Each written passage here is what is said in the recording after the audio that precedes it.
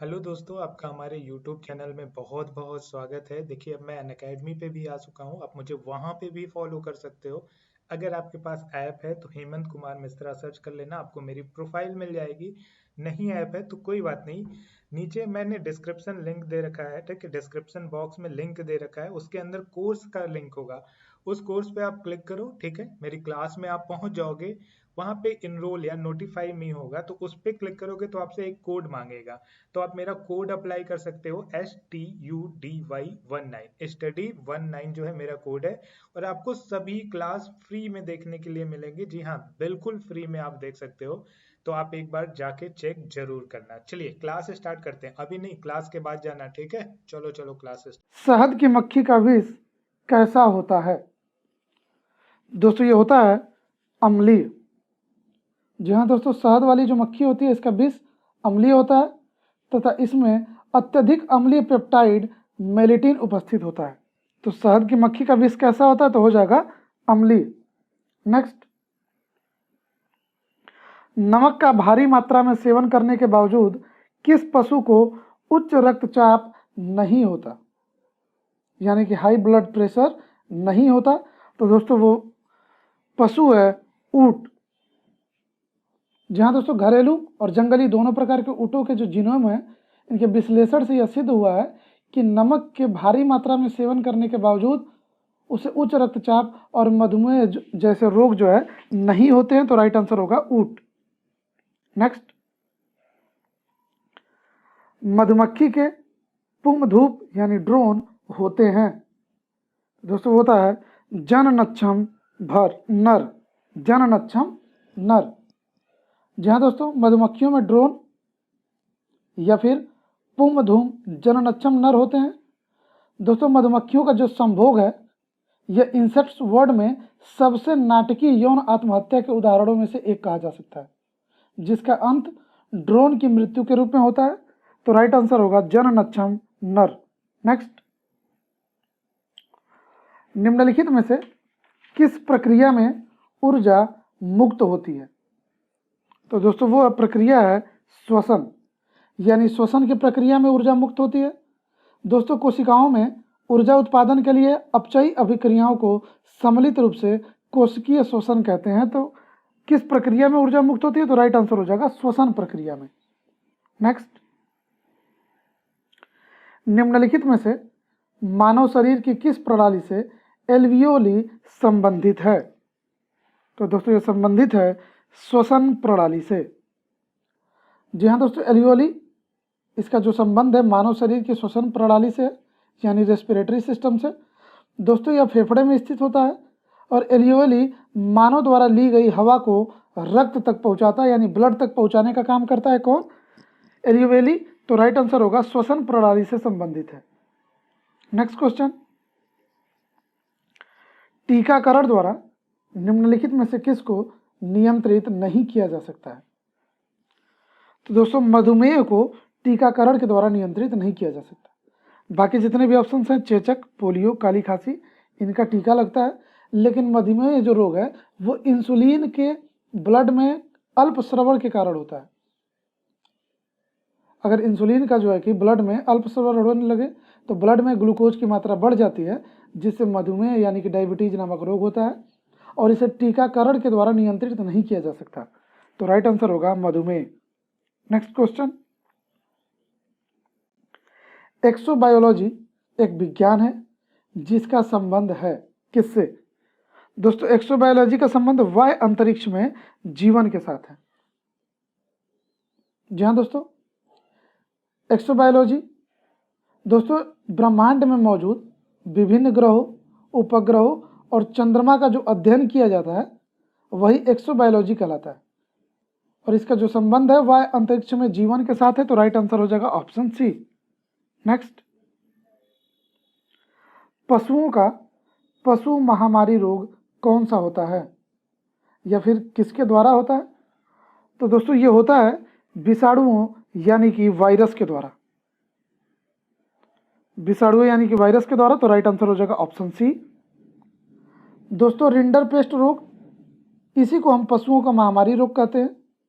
दोस्तों यह बीमारी एक प्रकार के विषाणुओं के द्वारा उत्पन्न होती है दोस्तों ये फटे हुए जैसे खुर वाले पशु, जैसे गाय हो गया, भैंस हो गया, बकरी हो गई, दोस्तों ऐसे पशुओं में यह एक संक्रामक रोग होता है। तो किसके द्वारा फैलता है? तो हो जाएगा वायरस के द्वारा।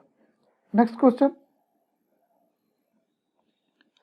दांत और हड्डियां किससे मजबूती और दृढ़ता प्राप्त करते हैं?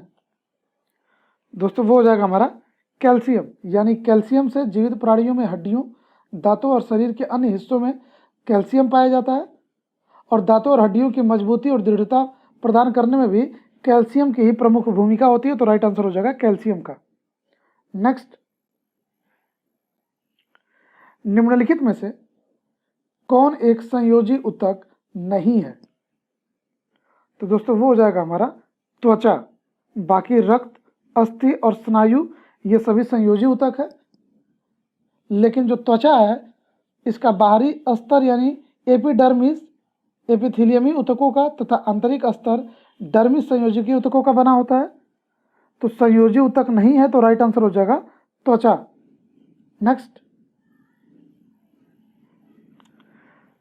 बहुकोशिक जीव डैश द्वारा वृद्धि करते हैं। दोस्तों बहुकोशिक जीव कोशिका विभाजन द्वारा वृद्धि करते हैं, कोशिका विभाजन के द्वारा वृद्धि करते हैं। दोस्तों दैहिक कोशिकाओं में प्रायः सूत्री विभाजन होता है। तो बहुकोशिक जीव, तो राइट आंसर हो जाएगा कोशिका विभाजन द्वारा। नेक्स्ट, निम्नलिखित में से किसे जीवन का भौतिक आधार माना जाता है? तो दोस्तों जीवन का भौतिक आधार मानते हैं जीवद्रव्य यानी कि प्रोटोप्लाज्म को। जी हाँ दोस्तों, यह विभिन्न पदार्थों के अनेक अति सूक्ष्म कणों का जलीय विलयन होता है। दोस्तों सूक्ष्मदर्शी से देखने पर यह स्वच्छ, रंगहीन और चिपचिपा सा दिखाई पड़ता है। तो जीवन का भौतिक आधार माना जाता है, तो किसको हो जाएगा? जीवद्रव्य यानी कि प्रोटोप्लाज्म को। नेक्स्ट क्वेश्चन, कोशिका में राइबोसोम की अनुपस्थिति में कौन सा कार्य उचित रूप से संपन्न नहीं होगा? यानी कोशिका में अगर राइबोसोम की उपस्थिति नहीं हो तो कौन सा कार्य उचित रूप से संपन्न नहीं हो सकता? तो वो होगा प्रोटीन संश्लेषण। दोस्तों राइबोसोम एक कला रहित कोशिकांग होता है, इसे प्रोटीन की फैक्ट्री कहते हैं। प्रोटीन फैक्ट्री कहा जाता है किसको? राइबोसोम को। याद रखिए, राइबोसोम प्रोटीन फैक्ट्री। दोस्तों इसमें प्रोटीन निर्माण का कार्य संपन्न होता है और इसकी अनुपस्थिति में प्रोटीन संश्लेषण का कार्य नहीं हो सकेगा। तो राइट आंसर होगा प्रोटीन संश्लेषण। नेक्स्ट क्वेश्चन देख लेते हैं, एक विशेष कार्य करने वाले समान कोशिकाओं के समूह को क्या कहते हैं? तो दोस्तों विशेष कार्य करने वाले समान कोशिकाओं के समूह को हम ऊतक कहते हैं। दोस्तों ऊतकों का जो समूह है मिलकर अंग का निर्माण करते हैं, यानी ऑर्गन का निर्माण करते हैं, और विभिन्न अंग यानी कि विभिन्न ऑर्गन्स मिलकर अंग तंत्र यानी कि ऑर्गन सिस्टम का निर्माण करते हैं। तो विशेष कार्य करने वाले समान कोशिकाओं के समूह को तो हम ऊतक कहते हैं। नेक्स्ट, ग्रेगर मेंडल ने किस पौधे पर संकरण का प्रयोग किया था? तो दोस्तों ग्रेगर मेंडल के द्वारा मटर पर जो है कि प्रयोग किया गया था, यानी कि मटर के पौधे पर संकरण का प्रयोग किया गया था। दोस्तों ग्रेगर मेंडल जिन्होंने आनुवंशिकता की खोज की थी, ग्रेगर मेंडल आनुवंशिकता की खोज के लिए जाने जाते हैं। इन्हें आनुवंशिकी विज्ञान का जनक भी कहा जाता है। आनुवंशिकी विज्ञान का जनक कहते हैं किसे हम? ग्रेगर मेंडल को, और जो कि आनुवंशिकता की खोज किए थे। दोस्तों इन्होंने मटर के पौधे पर संकरण का प्रयोग किया था, जिसके आधार पर प्रभाविता का नियम, पृथक्करण का नियम और स्वतंत्र अपव्यूहन का नियम प्रतिपादित किया था। तो ग्रेगर मेंडल ने मटर के पौधे पर संकरण का प्रयोग किया। नेक्स्ट क्वेश्चन, निम्नलिखित में से किस वैज्ञानिक ने सर्वप्रथम जीवित मुक्त कोशिका की खोज की थी? तो दोस्तों वो था Antony von Leeuwenhoek. Antony von Leeuwenhoek को सूक्ष्म जैविकी का जनक भी कहा जाता है, और इन्होंने ही सर्वप्रथम मुक्त जीवित कोशिका यानी फ्री लिविंग सेल की खोज की थी। तो राइट आंसर होगा Antony von Leeuwenhoek. Next question देखते हैं, सेलुलोज भित्ति किसके सेलों में पाई जाती है? दोस्तों ये पाई जाती है पौधों के सेलों में, यानी कि राइट आंसर होगा पौधे। जी हाँ दोस्तों, पेड़ पौधों की कोशिकाओं में कोशिका झिल्ली के अतिरिक्त एक अन्य परत होती है जिसे हम कोशिका भित्ति कहते हैं। और पादप कोशिका जो होती है, पादप कोशिका की जो भित्ति होती है वो सेल्यूलोज की बनी होती है। तो सेल्यूलोज भित्ति किसके सेलों में पाई जाती है? तो वो हो जाएगा पौधों में। नेक्स्ट क्वेश्चन, स्वपरागण का परिणाम क्या होगा? तो दोस्तों ये होता है अंतः प्रजनन। यदि किसी पुष्प में परागण उसी के पराग द्वारा हो तो उसे स्वपरागण कहते हैं। और दोस्तों स्वपरागण का जो परिणाम है अंतः प्रजनन होता है, तो राइट आंसर होगा अंतः प्रजनन। नेक्स्ट क्वेश्चन, मादा युग्मक को क्या कहते हैं? दोस्तों मादा युग्मक अंडाणु कहलाता है। जी हाँ दोस्तों, लैंगिक जनन में दो विशेष प्रकार की युग्मक कोशिकाएं भाग लेती हैं।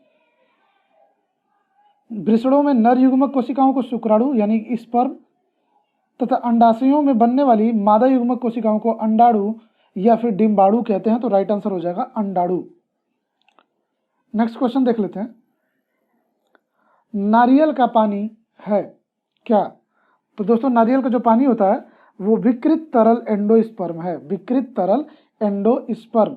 तो नारियल का पानी हो जाएगा ऑप्शन डी। दोस्तों आज के लिए बस इतना ही।